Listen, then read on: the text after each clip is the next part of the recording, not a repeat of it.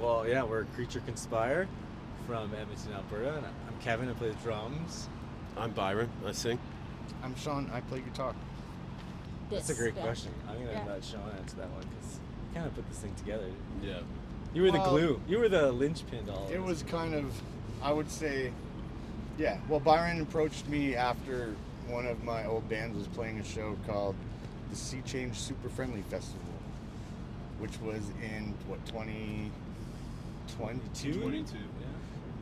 In Edmonton. It was a big festival, and Byron approached me with a couple songs, and he asked me to play guitar, and I heard the songs, and I was like, you know that you just asked me to play that guitar? Because that ain't gonna happen. And he sat with me for a couple weeks, and we went through them, learned them, and then slowly added the perfect dudes into the band as we went. Yeah. So Shawn and I had been kind of jamming around a little bit too, and so I guess that was the perfect dude, like you just said. He just thought we had jammed through COVID on like a couple projects. And it was so hard to keep stuff going after COVID, so this just ended up being perfect. Well, we've all known each other for like over 20 years, pretty much. We've been playing shows together since around 2000, 2001. Yeah. Wow. Yeah, easily. Quite a long time. That's a pretty long time. Yeah, I wasn't even born then. Damn. Okay. Us either. Weird. Yeah. We've been struggling with that as well. We get told we have a lot of like Deftones vibes, and then we're big time influenced by the bands that we grew up with. Glassjaw, Misery Signals, Deftones. Every Time I Die is one of my favorites. Yeah. So we kind of just bring everything together into a bit of a weird.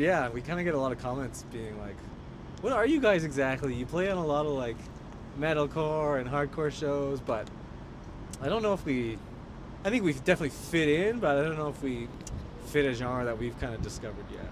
So it's hard to pinpoint. Definitely hard. Just like in general. Yeah. Oh jeez. Yeah.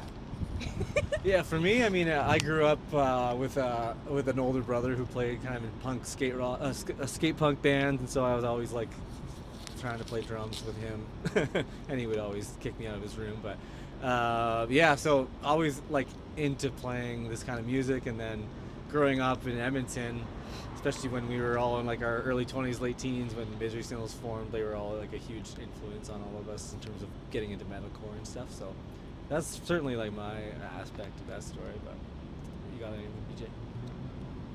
I don't know. I've always just felt a compulsion to do it. I like that answer. My influences range from hip hop to shoegaze to metalcore to deathcore. I love Napalm Death as much as I love Talib Kweli. So I don't know. That's about that. Yeah.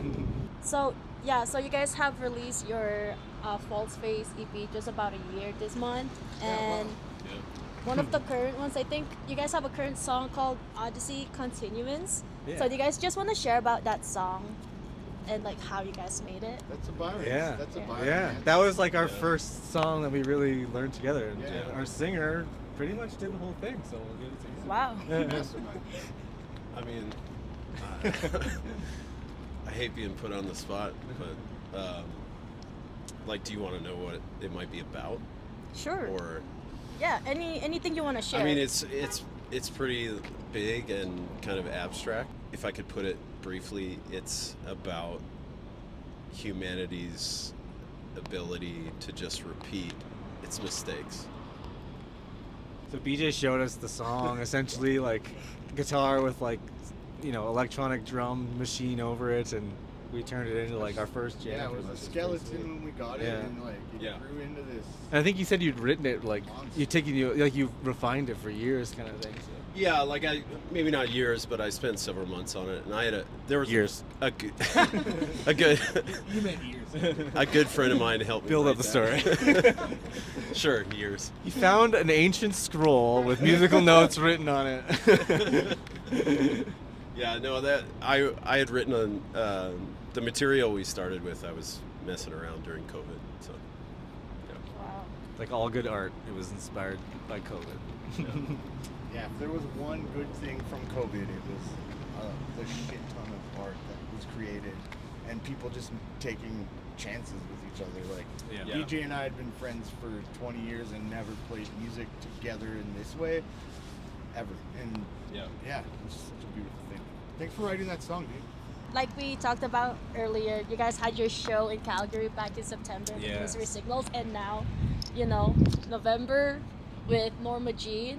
How is it performing in Calgary, as far as, you know, as you guys are going in as Creature Conspire, and are you Yeah. guys looking forward to perform more in Calgary? Yeah. Absolutely. And I mean, we've all collectively been playing here in our other bands for so long, so it's kind of like our second home being from Edmonton. And we Yeah. got no beef. Like, I'm down with the Flames.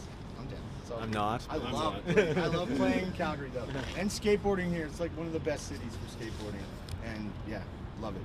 Wanna Yeah. come back every month if we can. These two shows have been like, it's kind of dreamy to be able to say like our first two Calgary shows are with Misery Signals and Norma Jean, so we're Very pretty lucky.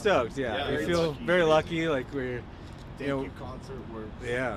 Thank you, Absolutely. JFK. Those are like, yeah, because like Thank you, those are like Bahamas. big. The huge Thank shows. you. Yeah. Yeah.